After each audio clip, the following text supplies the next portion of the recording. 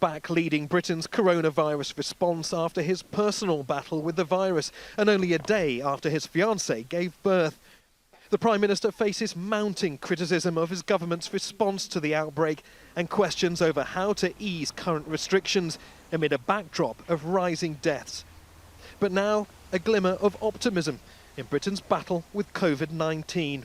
I can confirm today that for the first time, we are past the peak of this disease. We're past the peak and we're on the downward slope. Britain may be over the worst, but it's still at risk. For now, the lockdown will not be loosened. We've come through the peak, or rather, we've come under what could have been a vast peak, as though we've been going through some huge alpine tunnel.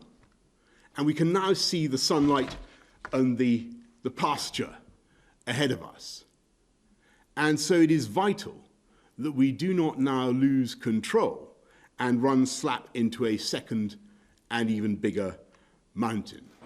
In the past 24 hours, hampers and flowers have been arriving here to 10 Downing Street to welcome Boris Johnson's new baby, closely followed by scientific advisors and ministers clutching folders. It is a confusing juxtaposition, echoing a wider national confusion over how and when this crisis will end.